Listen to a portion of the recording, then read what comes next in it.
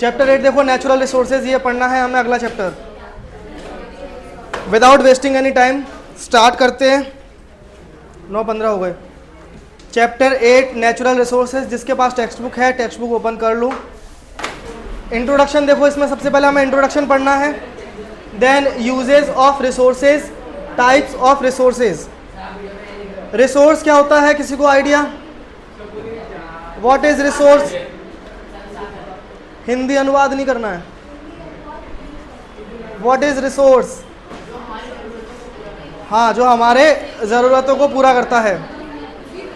तो रिसोर्सेज के क्या क्या यूजेस होते हैं वो पढ़ना है। टाइप्स ऑफ रिसोर्सेज पढ़ना है। देन प्लानिंग एंड कंजर्वेशन, कि हम कैसे रिसोर्सेज की प्लानफुल तरीके से उसको यूज़ करें और कैसे उनको बचाएं। ये इतनी आवाज़ क्यों आ रही है भाई? मैं बोल रहा हूँ रिपीटेडली। कुणाल, तुम बोल रहे हो वहां पर, और जब भी मैं बोलता हूं तो बोलते फिर यही कि मैं बोल ही नहीं रहा। इससे पहले कि मतलब मैं वहां पर शिफ्ट कर दूं, शांत रहो। और इधर से सभी लोग, गर्ल्स, इसमें दूसरा पार्ट है सॉइल के बारे में, सॉइल फॉर्मेशन। रिसोर्सेज में बहुत सारे रिसोर्स आते हैं, बट सॉइल सबसे इंपॉर्टेंट रिसोर्स है, इसलिए इस पूरे चैप्टर का सेकंड हाफ सॉइल के ऊपर दिया गया है। सॉइल फॉर्मेशन कैसे होता है, सॉइल क्या है, types of soil, soil erosion, then कैसे सॉइल को बचाया जाए, और फिर रेमेडीज फॉर सॉइल कंजर्वेशन। कहने का मतलब यह है कि आधा पार्ट रिसोर्सेज के बारे में है और आधा पार्ट सॉइल के बारे में है। अभी देखो नेचुरल रिसोर्सेज क्या है। नेचुरल रिसोर्सेज की डेफिनेशन है, human needs can be satisfied partially और कंप्लीटली थ्रू रिसोर्सेज। ऐसी कोई भी चीज़ें जो ह्यूमन नीड्स को सेटिस्फाई करती है, इंसानों के ज़रूरतों को सेटिस्फाई करे, उसको बोलते हैं रिसोर्सेज। अब हमारी क्या क्या ज़रूरतें हैं बताओ? Food, cloth, shelter, education, health, ये हमारी नीड्स है, ये हमारी ज़रूरतें हैं। इसके बाद जो कुछ भी आता है वो सब हमारा वांट्स है। तो भले ही नीड्स या फिर वांट्स, कुछ भी, ये सभी चीज़ें रिसोर्सेज के दम पर पूरी होती है। ये हमने 15th चैप्टर में भी देखा था। तो हर वो चीज़ जो हमारी ज़रूरतों को पूरी करे, वेदर पार्शली और कंप्लीटली, उसको बोलेंगे resources. There are thousands of elements in the nature but we can not call all of them resources. तो नेचर में तो देखो थाउजेंड्स ऑफ एलिमेंट्स है, बहुत सारी चीज़ें हैं, लेकिन क्या हम सभी को रिसोर्स बोल सकते हैं या नहीं बोल सकते? नहीं बोल सकते। किन चीज़ों को रिसोर्स बोल सकते हैं फिर?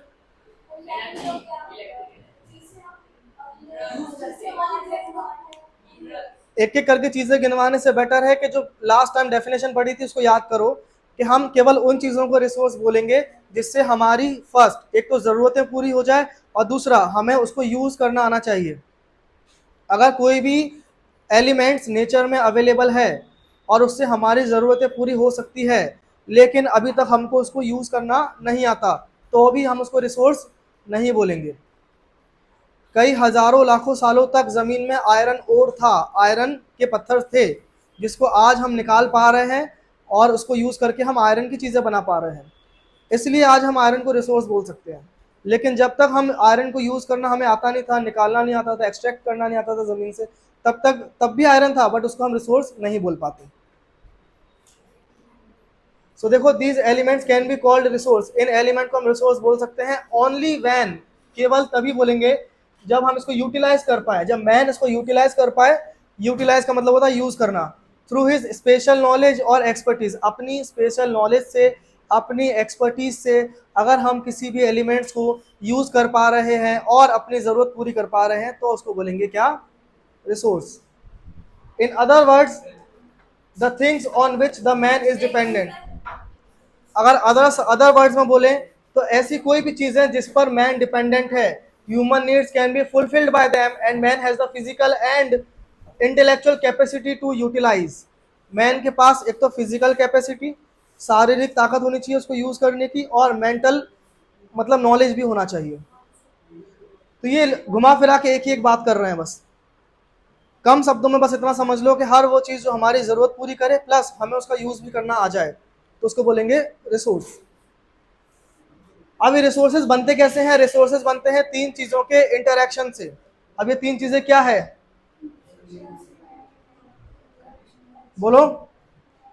नेचर, मैन और कल्चर, ये तीनों के इंटरेक्शन से बनता है रिसोर्स। तो रिसोर्स कहाँ पर अवेलेबल है? नेचर में अवेलेबल है। यूज किसने किया? मैन ने यूज किया, मैन की नीड्स फुलफिल हो रही है। यूज करने की जो नॉलेज है वो कल्चर का पार्ट है, उसमें कल्चर आ जाएगा। तो ये तीनों चीजों के इंटरेक्शन से बनता है रिसोर्स। जब हम रिसोर्स के बारे में लिखेंगे, अगर पूछा जाए व्हाट इज रिसोर्स या फिर एक्सप्लेन द रिसोर्स या फिर रिसोर्सेज की डेफिनेशन, तो उसमें ये लाइन तो लिखनी ही लिखनी है कि मैन के पास फिजिकल और मेंटल कैपेसिटी होनी चाहिए, प्लस वो उसकी ज़रूरतें पूरी करे। ये लाइन तो आएगी ही। साथ में एक और पॉइंट आएगा, वो ये कि रिसोर्स बनता है इन तीनों के इंटरेक्शन से। और इस तरह से अगर पॉसिबल हो तो वेन डायग्राम बना देना। ये पॉइंट पूरा समझ में आ गया कि रिसोर्स किसे बोलते हैं। अभी यूजेस ऑफ रिसोर्स देखो कि रिसोर्सेज के क्या क्या यूजेस हैं, कहाँ कहाँ पर हम रिसोर्सेज को यूज कर सकते हैं। तो resources are useful to us in many ways, multiple तरह से रिसोर्सेज को यूज कर सकते हैं। We learn about its role gradually at every stage of human life. तो ऐसा नहीं था कि इंसानों ने, जब ह्यूमंस का इवोल्यूशन हुआ तब स्टार्टिंग से ही इंसानों को सारे रिसोर्सेज यूज करना आते थे, ऐसा नहीं था। पहले स्टोन एज था। देखो फर्स्ट चैप्टर में हमने स्टोन एज, मैंने तुम्हें स्टोन एज की फोटोज दिखाई थी। वो स्टोन एज का मतलब क्या है कि तब इंसान को कोई भी रिसोर्स यूज करना नहीं आता, ओनली स्टोन, केवल स्टोन को यूज करना आता है। तो स्टोन उनके लिए रिसोर्स था। धीरे धीरे इंसान ने अपनी अलग अलग स्टेजेस पे जैसे जैसे डेवलपमेंट किया, वैसे वैसे अलग अलग चीज़ों को यूज़ करना सीखा। फर्स्ट चैप्टर में ही हमने इंडस वैली सिविलाइजेशन के बारे में पढ़ा था। तो इंडस वैली सिविलाइजेशन में लोगों को आयरन के बारे में कोई आइडिया नहीं था, लेकिन उनको कॉपर यूज़ करना आता था, ब्रोंज यूज़ करना आता था। इंडस वैली सिविलाइजेशन के बाद आता है वैदिक पीरियड, वैदिक एज।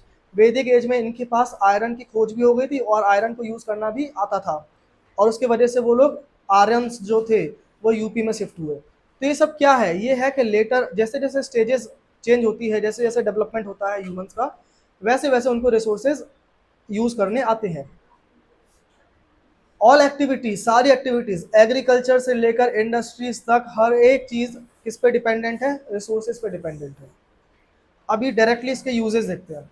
तो खाने के मामले में रिसोर्सेज का क्या क्या यूज है? एज फूड, तो various food requirements of man are completely complied by various resources. तो बहुत सारे ऐसी ज़रूरतें हैं हमारी खाने के मामले में जो हम पूरी करते हैं किसके दम पर? रिसोर्सेज के दम पर।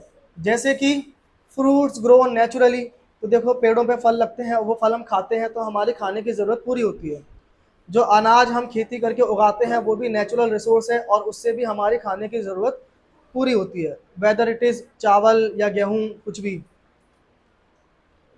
देन मिल्क, तो मिल्क एक एनिमल प्रोडक्ट है और उससे भी हम, वो भी एक रिसोर्स है क्योंकि उससे भी हमारे खाने की ज़रूरत पूरी होती है।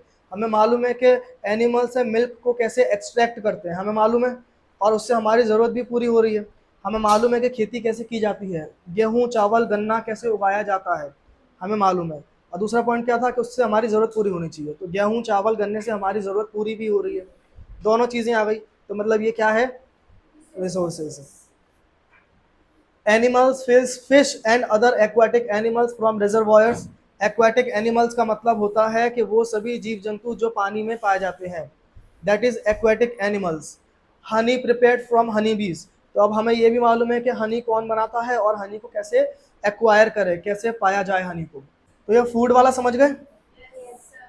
रॉ मटेरियल देखो, तो मुझे बताओ what is raw material. Raw material होता क्या है?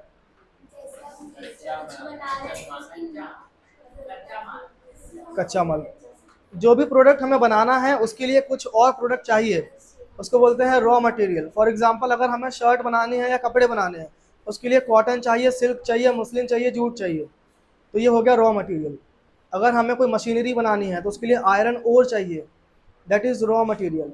अगर पार्ले जी बिस्किट बनाने हैं तो गेहूँ चाहिए, तो हाँ आटा या गेहूँ, तो वो हो गया रॉ मटेरियल। क्या रॉ मटेरियल में रिसोर्सेज का यूज़ है? देखो, various goods obtained from forest, बहुत सारी चीज़ें जो फॉरेस्ट से मिलती है। एग्रो प्रोडक्ट्स, जो एग्रीकल्चर से रिलेटेड प्रोडक्ट्स होते हैं, पार्ले जी बिस्किट्स, लेस के चिप्स, ये सारे एग्रो प्रोडक्ट्स हैं। देन वुल, हाइड्स, हाइड्स का मतलब होता है एनिमल स्किन, एंड मीट, जो कि एनिमल से मिलता है।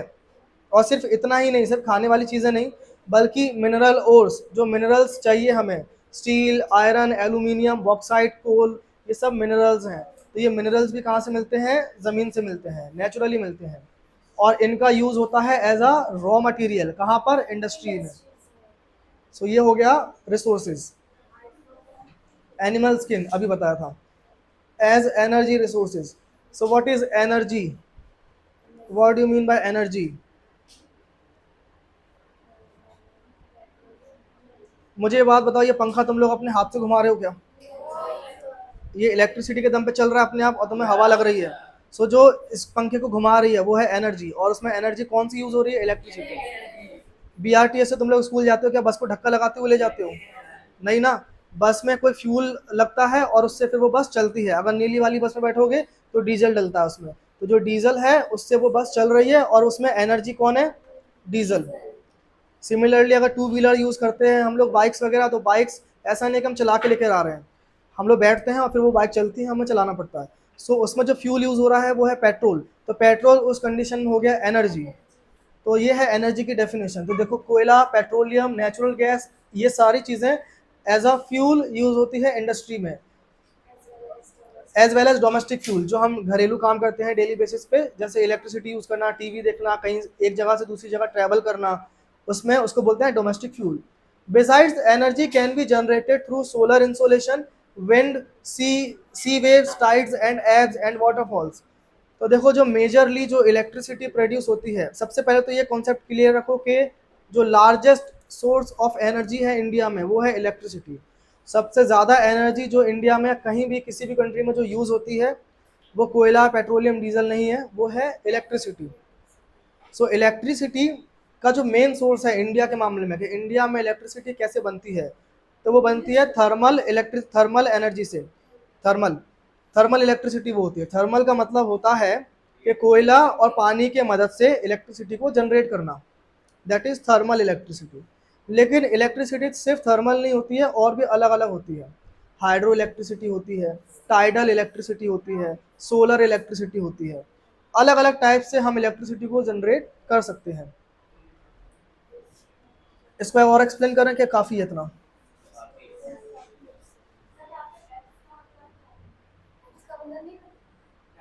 चलो भाई, महक बताओ एप्स का मतलब क्या होता है? तुमने लास्ट लेक्चर लिया नहीं था इस चैप्टर का? दिव्या बताओ, तुम भी तो थी, बताओ। Exactly exactly. देखो, टाइड्स, चलो इसको एक्सप्लेन कर देता हूँ मैं, डोंट वरी। ये जो इलेक्ट्रिसिटी है ना,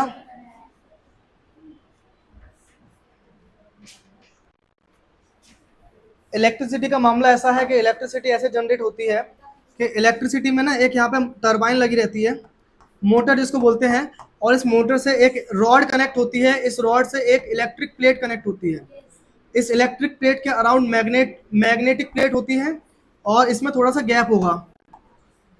अब ये जब मोटर घूमेगी ना, तब ये इलेक्ट्रिक प्लेट घूमेगी, और क्योंकि इन दोनों के आसपास मैग्नेट है, और मैग्नेट का अपना एक फोर्स होता है, मैग्नेट इलेक्ट्रिसिटी को अपनी तरफ अट्रैक्ट करती है, दोनों एक दूसरे से अट्रैक्ट होते हैं। लेकिन क्योंकि ये आयरन रॉड इससे कनेक्टेड है तो ये अट्रैक्ट नहीं हो पा रही, प्लस ये बहुत स्पीड से घूम भी रही है, तो इसके बीच में जो वैक्यूम है ना, यहाँ पर एक इलेक्ट्रोमैग्नेटिक फील्ड मतलब जनरेट हो जाती है, और इस इलेक्ट्रोमैग्नेटिक फील्ड की वजह से यहाँ पर इलेक्ट्रिसिटी जनरेट होगी, बीच में इसमें एनर्जी जनरेट हो जाएगी। फिर ये जो एनर्जी यहाँ पर जनरेट हुई है, यहाँ पर सेमी कंडक्टर्स लगा के और उसको एक बड़े से ट्रांसफार्मर में स्टोर किया जाता है, और फिर अलग अलग एरियाज में सप्लाई की जाती है इलेक्ट्रिसिटी की। अब मुद्दे वाली बात यह है कि इस मोटर को घुमाएगा कौन? जिसने इस मोटर को घुमा दिया वही वाली इलेक्ट्रिसिटी वो हो गई। जैसे मान लो थर्मल इलेक्ट्रिसिटी की बात करें, तो थर्मल इलेक्ट्रिसिटी में क्या होता है कि बहुत बड़े से फर्नेस में पानी रखा जाता है, और इस पानी को कोयले की मदद से गर्म किया जाता है, कोयले में आग जला के गर्म किया जाता है इस पानी को। जब ये पानी बहुत गर्म हो जाता है तो ये भाप बन जाता है, वेपराइज हो जाएगा। जब ये पानी वेपराइज होगा तो एक पतले से पाइप से इस पूरे वेपर को छोड़ा जाता है। जब ये वेपर बहुत पूरे फुल स्पीड से उस पतले से पाइप से उस कम जगह से जब निकलेगा, तब यहाँ पर ये एनर्जी लगेगी वेपर की, और ये मोटर घूमेगी। एक वेपर भाप मोटर को घुमा रही है, और जब ये वेपर मोटर को घुमाती है तो फिर यहाँ पर इलेक्ट्रिसिटी जनरेट होती है। ये हो गया थर्मल इलेक्ट्रिसिटी। अब मान लो इस मोटर को विंड मिल में कनेक्ट कर दिया जाए, विंड मिल में कनेक्ट कर दिया जाए। अब हवा चलेगी तो ये विंड मिल घूमेगी, और जब ये विंड मिल घूमेगी तो यहाँ पर मोटर कनेक्ट हो जाएगी और फिर वो टरबाइन घूमेगी। तो इसको हवा ने घुमाया, इस मोटर को हवा ने घुमाया, तो क्या बोल देंगे? Wind energy. क्या बोलेंगे? Wind energy. और क्या क्या है यहाँ पर? अच्छा, हाइड्रो इलेक्ट्रिसिटी। याद करो जो 15 चैप्टर में हमने वो जो एक फोटो देखा था अल्टरनेटिव ऑप्शंस ऑफ रिसोर्सेज वाला, जिसमें डैम था, डैम पे हमने ये देखा था कि वहाँ पर इलेक्ट्रिसिटी का प्लांट भी जनरेट लगा दिया। उसमें होता यह है कि जो डैम है ना, डैम से जब पानी गिरता है तो पानी जब गिरेगा तो पानी का अपने एक एनर्जी होती है, पानी में अपनी ताकत होती है, फोर्स होती है जब वो गिरता है ऊपर से।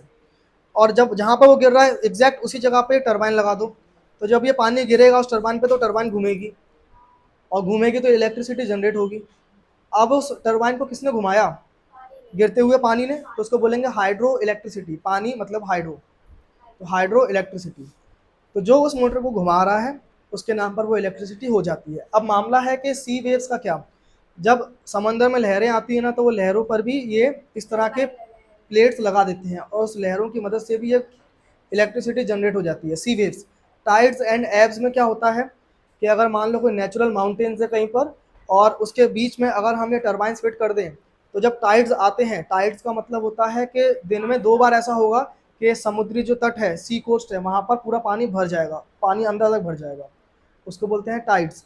जब पानी, समंदर का पानी अंदर की तरफ आता है तो वो बहुत फोर्स के साथ आता है और वो उस टरबाइन को घुमाएगा और उससे इलेक्ट्रिसिटी जनरेट होगी और उसको बोलते हैं टाइडल इलेक्ट्रिसिटी। क्या बोलेंगे? या फिर टाइडल एनर्जी। और जब वो पानी अंदर आया तो वो घूमा एक बार, पूरी मोटर बहुत देर तक घूमती रही और इलेक्ट्रिसिटी जनरेट हो गई। अब पानी वापस पीछे भी जाएगा, उसको बोलते हैं एब्स। क्या बोलेंगे? एब्स। तो जब पानी पीछे जाएगा तो रिवर्स मोशन में वापस से टरबाइन घूमेगी और फिर से इलेक्ट्रिसिटी जनरेट होगी, और शाम होते होते वापस से पानी अंदर आ जाएगा और रात होते होते वापस से पानी चला जाएगा। ऐसे दिन में 2 बार ये फिनोमेना होता है और इसकी वजह से बहुत सारी इलेक्ट्रिसिटी जनरेट हो जाती है। पानी का अंदर बाहर आना क्यों होता है? बिकॉज ऑफ, किसकी वजह से होता है बताओ?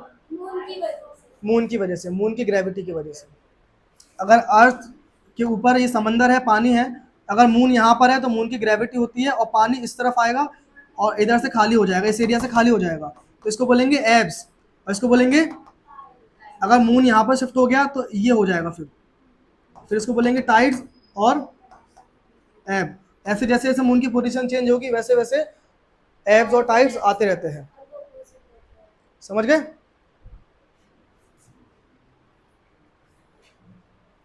तो ये जो तीनों हमने यूजेस पढ़े, इसमें कोई डाउट है किसी को? टाइप्स ऑफ रिसोर्सेज, तो इसमें 3 टाइप ऑफ रिसोर्सेज की बात की है। On the basis of ownership, तो ओनरशिप के बेसिस पे रिसोर्सेज की बात की है कि कौन सा रिसोर्सेज किसके पास होगा, तो जिसके पास होगा वो उसका मालिक, तो ओनरशिप वाली बात। On the basis of distribution centres के रिसोर्सेज कहाँ कहाँ पर बटे हुए हैं। Then on the basis of re availability, कि कौन सा रिसोर्सेज वापस से री अवेलेबल हो रहा है, दैट इज रिन्यूएबल रिसोर्सेज। और कौन सा रिसोर्सेज है जो एक बार यूज़ कर लिया तो फिर रिन्यू नहीं होगा, ख़त्म हो जाएगा। चलो देखो, on the basis of ownership के मामले पे इंडिविजुअल सबसे पहले है। इंडिविजुअल रिसोर्स, ये एक ऐसा रिसोर्स है जो किसी एक व्यक्ति का है, इंडिविजुअल व्यक्ति का है। किसी एक इंडिविजुअल व्यक्ति का जो रिसोर्स होता है उसको बोलते हैं इंडिविजुअल रिसोर्स। फॉर एग्जांपल कोई फैक्ट्री होगी, कोई टेक्सटाइल कंपनी होगी, फॉर एग्जांपल किसी का खेत होगा, तो ये है इंडिविजुअल रिसोर्स।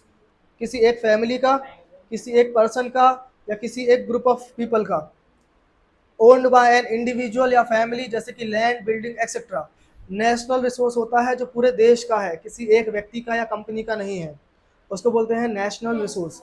इसमें देखो ग्लोबल ट्रेड आ जाएगा, जो ट्रेड करते हैं, international trade, this is national resource.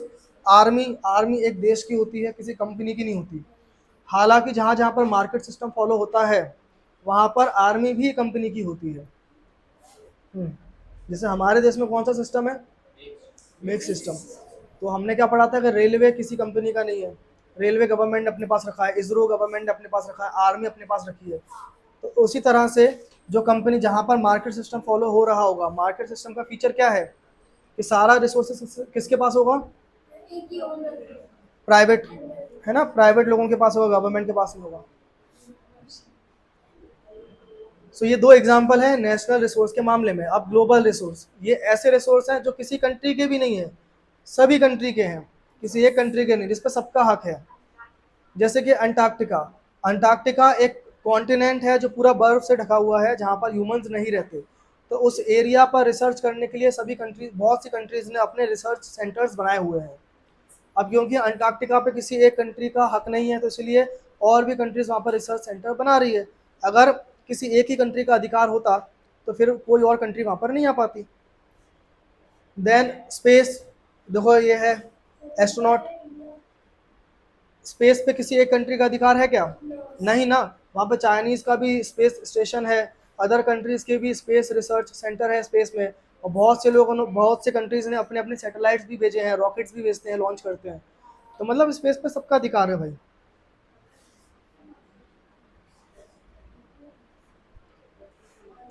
On the basis of distribution, कि कहाँ कहाँ पर रिसोर्सेज बटे हुए हैं उसके हिसाब से। तो देखो ऐसे रिसोर्सेज जो यूनिवर्सली हर जगह पर अवेलेबल है उसको बोलते हैं यूनिवर्सल रिसोर्स। जैसे कि ऑक्सीजन, एटमॉस्फेयर, ये क्या है? यूनिवर्सल रिसोर्स है। अब जो भी ऑक्सीजन हम लोग यूज़ कर रहे हैं सांस लेने के लिए, क्या मैं या कोई भी कंपनी या कोई व्यक्ति या कोई देश ये बोल सकता है कि नहीं भाई मेरे आसपास की ऑक्सीजन सिर्फ मेरी होगी? नहीं ना, सभी का होगा। Then generally available resource, land, soil, water, pasture land, ये जनरली अवेलेबल रिसोर्स है कि जनरली कहीं पर भी अवेलेबल हो जाता है। रेयर रिसोर्स क्या है? रेयर रिसोर्स ऐसे रिसोर्सेज हैं जो हर जगह पर अवेलेबल नहीं है, रेयरली कहीं कहीं पर अवेलेबल है। जैसे कोल फील्ड की बात करें, जहाँ से कोयला मिल रहा है, तो वो पूरे इंडिया से कोयला नहीं मिल रहा। इंडिया में कुछ कुछ ऐसे स्टेट्स, कुछ रीजन्स है जहाँ पर कोयला मिल रहा है, जैसे झारखंड, उड़ीसा, मध्य प्रदेश, ये कुछ रीजन्स हैं जहाँ से कोयला मिलता है।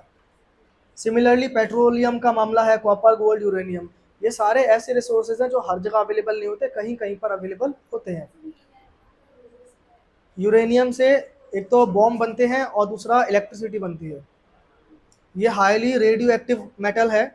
अगर इसको एक बार इसमें मतलब इसको क्या बोलते हैं यार, उसको वर्ड याद नहीं आ रहा साइंस में, कि जो मॉलिक्यूल्स को जो मिला देते हैं उससे उससे एक रिएक्शन होता है, एटॉमिक रिएक्शन। तो उस एटॉमिक रिएक्शन रिएक्शन से बहुत हाई लेवल पे एनर्जी प्रोड्यूस हो जाती है। हीट मतलब आग लग जाती है उसमें। तो जब वो आग लगती है तो बिना कोयले के हम पानी को गर्म कर सकते हैं और उससे कई सालों तक इलेक्ट्रिसिटी जनरेट कर सकते हैं। तो ये यूरेनियम का यूज़ है। प्लस इससे न्यूक्लियर वेपन्स भी बनते हैं, न्यूक्लियर बॉम्ब बनते हैं। Solitary resources, what is solitary resource? Solitary resource ऐसा रिसोर्सेज है जो पूरे वर्ल्ड में एक जगह या दो जगह ही मिलेंगे और कहीं मिलेगा ही नहीं। सो ये है क्रायोलाइट। ग्रीनलैंड में क्रायोलाइट है। क्रायोलाइट एक रिसोर्स है जो ग्रीनलैंड में मिलता है और कहीं नहीं मिलता। वैसे ही सेमीकंडक्टर बनाने के लिए एक रिसोर्स यूज होता है, वो रिसोर्स सिर्फ ताइवान में मिलता है और कहीं नहीं मिलता। और एक और रिसोर्स है, उसका नाम याद नहीं आ रहा, जो सिर्फ चाइना में मिलता है और उसके वजह से चाइना बहुत तेजी से ग्रो कर रहा है। हम्म?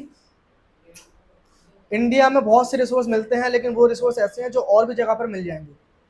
ऐसा कोई रिसोर्स इंडिया में नहीं है जो सिर्फ इंडिया में मिले। इंडिया में एक रिसोर्स जरूर है यूरेनियम का जैसा, थोरियम। तो वो जो थोरियम है उसको रिसोर्स नहीं बोला जाता और यहाँ पर लिखा भी नहीं है। क्यों नहीं लिखा? क्योंकि वही सेकंड वाला पॉइंट, कि अभी तक इंडिया के पास वो टेक्नोलॉजी नहीं है कि हम थोरियम को यूज कर सकें। एक्चुअली जो यूज यूरेनियम का होता है सेम यूज थोरियम का होता है, बट यूरेनियम थोरियम में एटॉमिक रिएक्शन करके उसको कन्वर्ट किया जाता है यूरेनियम में। फिर कन्वर्ट करने के बाद उसका यूज होता है। अब वो कन्वर्ट होगा कैसे, वो टेक्नोलॉजी अभी है नहीं, किसी किसी कंट्री के पास है, बट उसकी कॉस्ट बहुत हाई है। कम कॉस्ट में कैसे वो कर सकें, वो अभी तक इंडिया के पास नहीं है। तो ये समझ गए on the basis of distribution.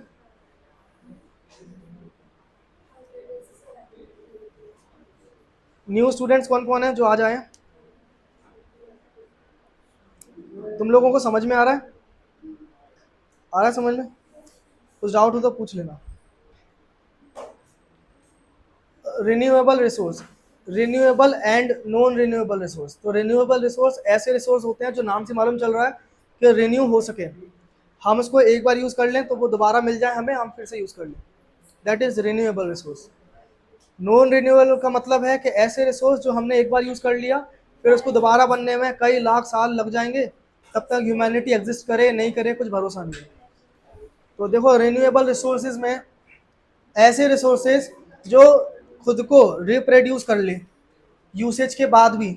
और इस रिसोर्सेज का दूसरा नाम है इनएग्जॉस्टिबल रिसोर्स। क्या है? इनएग्जॉस्टिबल। एग्जॉस्टिबल का मतलब होता है खत्म हो जाना, और इनएग्जॉस्टिबल का मतलब है जो खत्म नहीं हो रहे। इसमें क्या आ जाएगा? Solar insolation, winds, birds, animals, bioresources etcetera fall under this category. Solar energy या सोलर हीट का यूज करके हम एनर्जी प्रोड्यूस कर सकते हैं। तो सोलर एनर्जी एक रिसोर्स है। क्या कभी ऐसा हो सकता है कि हमने कई सालों तक सोलर एनर्जी, सूरज की रोशनी का यूज करके इलेक्ट्रिसिटी बनाई, उसके बाद में सूरज ने बोला कि यार अब मजा नहीं आ रहा, तुम लोग बहुत यूज कर रहे हो, मुझे हटाओ, अब मैं निकलूंगा ही नहीं। This is not possible. तो वो रिन्यूएबल रिसोर्स है, वो हमेशा मिलता रहेगा। हवाएं भी चलती ही रहेगी, बर्ड्स, एनिमल्स, ये भी अवेलेबल है ही। बायो रिसोर्सेज का मतलब होता है कि जो भी बायोलॉजिकली मिल रहे हैं हमें, फॉरेस्ट से मिलने वाले जो भी फॉरेस्ट प्रोडक्ट्स हैं, वो ज़मीन से नीचे मिलने वाले मिनरल्स, जो बायोलॉजिकल वेस्ट होता है ह्यूमंस का, एनिमल्स का, बर्ड्स का, सबका जो बायोलॉजिकल वेस्ट है वो, उससे भी एनर्जी बनती है। So this is bio resource. और ये सभी रिसोर्स क्या है? रिन्यूएबल है। अभी देखो non renewable. Non renewable resources का दूसरा नाम है एग्जॉस्टिबल रिसोर्स। क्या है? एग्जॉस्टिबल का मतलब खत्म हो जाते हैं। सो देखो इसमें मिनरल, कोल, नेचुरल गैस, पेट्रोलियम एक्सेट्रा, ये ऐसे रिसोर्सेज हैं जो हमने अगर यूज़ कर लिया पूरा तरह से तो फिर वो ख़त्म हो जाएंगे, और इसको बनने में कई लाख साल लगेंगे दोबारा। तो नियर फ्यूचर, नियर फ्यूचर का मतलब अभी हाल ही में 10-15 साल, 100 साल में तो नहीं बनने वाले दोबारा से। क्या?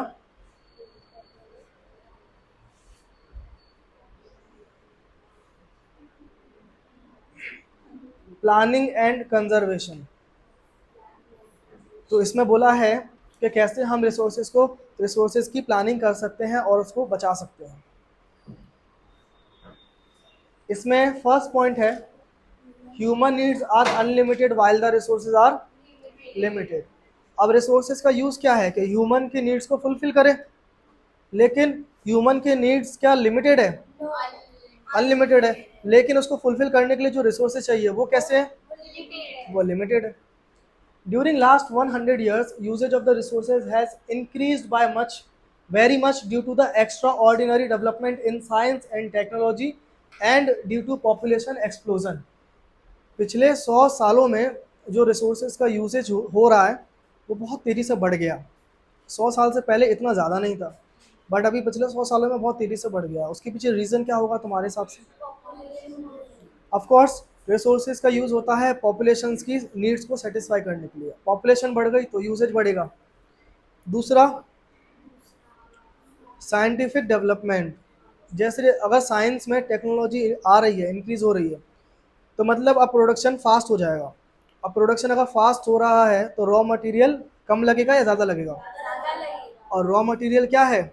Resource. Severe implications will have to be experienced in future if a serious thoughts not given to this matter। तो हमें इसका बहुत ही बुरा असर देखने के लिए मिलेगा अगर हमने इस टॉपिक पर ध्यान से नहीं सोचा और कोई स्टेप्स ना लिए तो। So it is the duty, तो इसलिए ये हमारी ड्यूटी है कि हम सभी मिल के रिसोर्सेज को कंजर्व करें, बचाएं अपनी फ्यूचर जनरेशन्स के लिए। फर्स्ट चैप्टर में भी सेम बात पढ़ी कि हमें फ्यूचर जनरेशन के लिए अपने हेरिटेज को बचा के रखना है, जो हेरिटेज हमारे प्रीवियस जनरेशन ने हमें दिया है एज अ गिफ्ट। तो क्या ये हमारी रिस्पॉन्सिबिलिटी नहीं बनती कि हम अपने अपकमिंग जनरेशन के लिए भी वही हेरिटेज, वही रिसोर्सेज को बचा के रखें? ऑफ कोर्स बचा के रखेंगे। Resources should be conserved and should be used rationally. तो सोच समझ के रिसोर्सेज को यूज़ करना चाहिए और बचाना भी चाहिए। The word conservation is directly related to the scarcity of resources. तो ये जो वर्ड है कंजर्वेशन, ये डायरेक्टली किससे रिलेटेड है? रिसोर्सेज की स्कैरसिटी से। स्कैरसिटी का मतलब होता है कमी आना। तो कंजर्व, कोई भी व्यक्ति किसी भी चीज़ को कब बचाता है? जब उसको दिख जाए कि ये चीज़ों की कमी आने वाली है। If the resources are exploited at the current rate, where they are exploited haphazardly and irrationally, then it will be a dream to maintain the development and the current lifestyle. तो जिस स्पीड से हम development कर रहे हैं, जो lifestyle आज हम मेंटेन कर रहे हैं, एसी की हवा खा रहे हैं भाई, एलईडी टीवी देख रहे हैं, 3-3 4-4 GB डेटा फूक रहे हैं, और इस तरह से जो अय्यासी काट रहे हैं सभी लोग मिलकर, तो ये जो लाइफस्टाइल है, ये लाइफस्टाइल हम मेंटेन नहीं कर पाएंगे आगे चल के। क्यों नहीं कर पाएंगे? क्योंकि अगर हम बहुत ज़्यादा लग्जीरियस फील करने वाले हैं और लग्जरी के चक्कर में हमने बहुत ज़्यादा रिसोर्सेज को यूज़ कर लिया, तो इससे होगा ये कि अपकमिंग जनरेशन्स के लिए भी और हमारे लिए भी इस लाइफस्टाइल को मेंटेन करना मुश्किल हो जाएगा। अगर हमने हैफेजार्डली और इरेशनल तरीके से इसको यूज़ किया तो रिसोर्सेज को, हैफेजार्डली का मतलब होता है बिना सोचे समझे तरीके से और बहुत रैपिड स्पीड से किसी चीज़ को यूज़ कर लेना। It includes things like it's rational usage. अब देखो कंजर्वेशन में क्या चीज़ें आती है। रैशनल यूसेज, रैशनल यूसेज का मतलब होता है तार्किक तरीके से, लॉजिकल तरीके से यूज़ करना, that is rational usage. Rational का मतलब होता है लॉजिकल। कंजर्वेशन मतलब उसको बचाना, और रीयूसेज करना, फिर से यूज़ करना।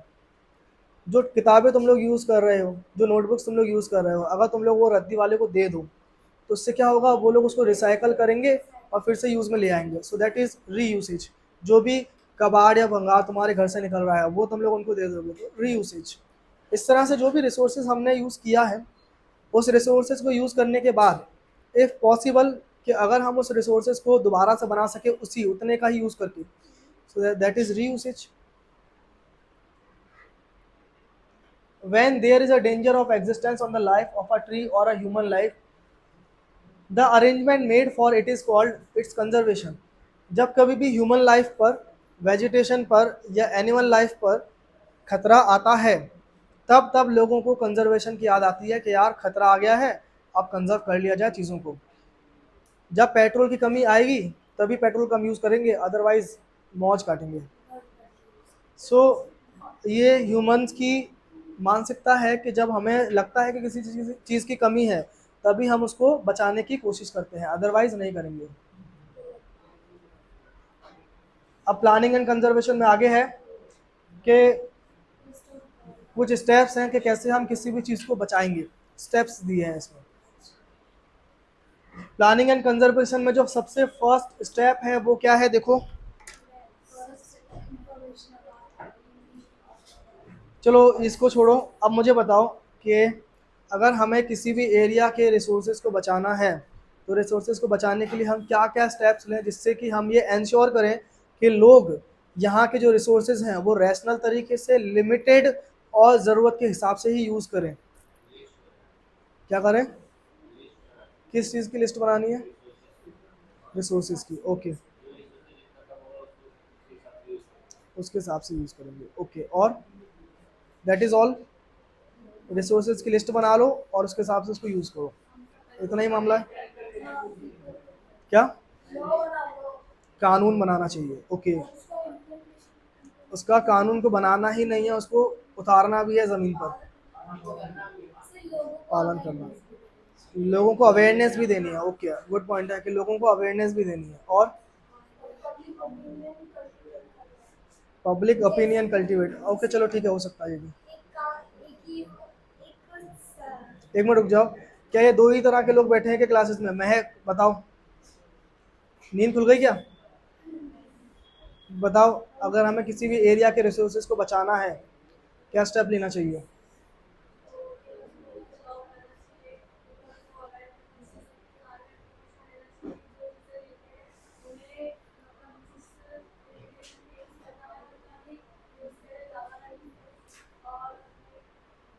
ओके, सही है।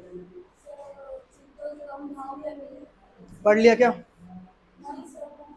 ओके ओके ठीक है। हाँ, चीपर क्या? बोलो भाई।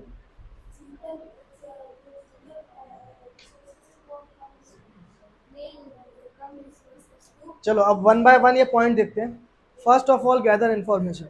कभी भी हमें किसी चीज़ की प्लानिंग करनी है, किसी चीज़ को बचाना है, तो सबसे पहले उसकी प्लानिंग होनी चाहिए। Planning must be the first step. लेकिन प्लानिंग से पहले एक और चीज़ होती है, इन्फॉर्मेशन कलेक्ट करना। क्या हमें किसी भी चीज़ की प्लानिंग करनी है, उसके बारे में इन्फॉर्मेशन कलेक्ट किए बिना हम प्लानिंग कर सकते हैं? अच्छे से नहीं कर सकते। तो प्लानिंग करने के लिए हमारे पास प्रॉपर इन्फॉर्मेशन होनी चाहिए उस टॉपिक के बारे में। तो उसमें वही लिखा है कि first of all gather information about the availability of utilised, unutilised and probable resources of any region of और a country as a unit. किसी भी एरिया के या किसी भी कंट्री में जो भी रिसोर्सेज यूज़ हो रहे हैं, यूटिलाइज्ड रिसोर्सेज, जो भी रिसोर्सेज यूज़ हुए हैं या हो रहे हैं उसकी इंफॉर्मेशन, जो भी रिसोर्सेज अवेलेबल है उसकी इंफॉर्मेशन, और जो रिसोर्सेज भविष्य में बन सकते हैं या मिल सकते हैं उसकी भी इंफॉर्मेशन हमारे पास होनी चाहिए। दूसरा पॉइंट है the resources which are limited और non renewable should be exploited. नहीं, okay, scientifically exploited scientifically and should be use only where it is necessary to use them. तो ऐसे रिसोर्सेज जो कि लिमिटेड है, जो कि एग्जॉस्ट हो सकते हैं, ख़त्म हो सकते हैं, उनको हमें साइंटिफिक तरीके से, रैशनल तरीके से यूज़ करना है। जहाँ पे ज़रूरत होगी सिर्फ वहीं पे यूज़ करो, हर जगह यूज़ मत करो। Attempt should be made to develop those resources that the quantity of which can be increased। तो हमें अटैम्प्ट लगाना चाहिए उन रिसोर्सेज को बढ़ाने के लिए जिन रिसोर्सेज को हम बढ़ा सकते हैं। अगर सूरज की रोशनी कम आ रही है कहीं पर, या कहीं पर ठंडी ज़्यादा पड़ती है 4 महीने 5 महीने, और वहाँ पर वो 4-5 महीने सूरज की रोशनी नहीं आती, तो क्या हम कुछ भी करके सूरज की रोशनी वहाँ पे ला सकते हैं? नहीं ला सकते। तो मतलब हम उसमें तो कुछ नहीं कर सकते। तो क्या कोई ऐसा रिसोर्स है जिसको बढ़ाने के लिए हम कुछ कर सकते हैं या कंजर्व करने के लिए कुछ कर सकते हैं? कोई ऐसा रिसोर्स सोचो ज़रा। वाटर को बचाया जा सकता है, ओके, वाटर हार्वेस्टिंग, ठीक है। और क्रूड ऑयल को बचाया जा सकता है। और देखो, बचाने की बात मत करो, बढ़ाने की बात करो, जिसको हम बढ़ा सकते हैं। अगर क्रूड ऑयल को बचा लिया तो फिर वो बढ़ेगा कैसे? चलो ठीक है, फॉरेस्ट, ये सही है कि फॉरेस्ट को हम बचा सकते हैं, फॉरेस्ट को बढ़ा भी सकते हैं। ट्री प्लांटेशन करो बल्क में, ज़्यादा मात्रा में, तो एक समय के बाद वो फॉरेस्ट में कन्वर्ट हो जाएगा। और एनिमल्स, ओके, एनिमल्स भी हो सकता है। जैसे इंडिया में चीता एक्सटिंक्ट हो गए थे, तो चीता को लाया गया और फिर क्या हुआ, उनके इंक्रीज हुआ उनके नंबर्स। तो ये सारे रिसोर्सेज हैं जिनको हम बढ़ा सकते हैं। The resources which are cheaper and are easily available should not be wasted, but instead they should be used sparingly for future use। तो जो रिसोर्सेज चीपर हैं, सस्ते हैं, और जो इजीली अवेलेबल है, उसको वेस्ट नहीं कर देना है, उसको अच्छे सही ढंग से यूज़ करना है कि फ्यूचर जनरेशन के लिए भी वो बच सके। यूजुअली होता क्या है कि जो रिसोर्सेज बहुत इजीली अवेलेबल हो जाते हैं और सस्ते होते हैं उसको लोग ज़्यादा खर्च करते हैं। सो ये नहीं करना है। दो resources which are in limited quantity, ऐसे रिसोर्सेज जो लिमिटेड क्वांटिटी में है उनको कंजर्व करना है और ढूंढना है कोई अल्टरनेटिव ऑप्शन। टेक्नोलॉजिकल डेवलपमेंट के माध्यम से कोई अल्टरनेट ऑप्शंस ढूंढना है जिसकी मदद से हम वो रिसोर्सेज को यूज़ किए बिना भी प्रोडक्शन कर सकें। Necessary laws should be formed for the conservation of resources and should be enforced strictly। जैसे कि अभी तुम लोगों ने बताया कि कानून बनाना चाहिए, लॉज बनाने चाहिए, लेकिन उस लॉज को इम्प्लीमेंट भी करना है स्ट्रिक्टली। सिर्फ कानून बना के छोड़ देना वो सही नहीं है और उसका कोई रिजल्ट भी नहीं आएगा। Citizens should be well acquainted with all facts associated with the rational usage of resources and a public awareness should be cultivated। तो ये अगला पॉइंट था जो तुम लोगों ने बोला था कि अवेयरनेस लोगों को देनी है, पब्लिक अवेयरनेस ज़रूरी है। सिर्फ कानून बना देना फिर उन लोगों को दंड देना, सज़ा देना, ये नहीं। लोगों को ये बताना भी चाहिए, अवेयर भी करना चाहिए कि क्यों ये काम करना ज़रूरी है हमारे लिए, और क्यों अगर हम ये काम नहीं करेंगे तो उसका क्या नुकसान हमें भुगतना पड़ेगा। तो इससे हो सकता है कि सभी लोग ना सही, लेकिन कुछ लोग अपने मन से वो कानून फॉलो करें, वो रूल्स फॉलो करें। अब नेक्स्ट पार्ट यहाँ से सॉइल का स्टार्ट होता है। रिसोर्सेज हमने कंप्लीट कर लिया, रिसोर्सेज में हमने स्टेप्स देख लिए, कंजर्वेशन के हमने कंजर्वेशन देख लिया क्या होता है, और reavailability resources on the basis of distribution देख लिया, on the basis of ownership, और उसके बाद हमने देखा यूसेज और नेचुरल रिसोर्स की डेफिनेशन। इतना कल अच्छे से रीड करके आना, और डेली टेस्ट डीटी होगा, 2 क्वेश्चन दूंगा, वो लिखना पड़ेगा। जो लोग आज लेट आए थे मैं स्ट्रिक्ट वार्निंग दे रहा हूँ कि तुम लोगों के लिए मैं खुद जल्दी आ रहा हूँ 2 मिनट 3 मिनट, और तुम लोग 10-10 मिनट लेट आते हो, वो नहीं चलेगा। अगर तुम लोग लेट आओगे फिर मुझसे बोलोगे कि यार रिवीजन नहीं कर पाए सर, रिवीजन करने के लिए समय चाहिए, या फिर तुम लोग बोलोगे कि सर हम लोग लेट आए थे, टेस्ट ही लेट शुरू किया था, that is not my fault. तुम लोगों को टाइम पर आना है, और आते ही घूमना नहीं है, वहाँ पे नज़ारे नहीं देखना है बारिश के, शांति से अंदर क्लासरूम में बैठ कर रिवीजन किया करो। तुम्हारे लिए नहीं बोल रहा हूँ मैं, समझ गए?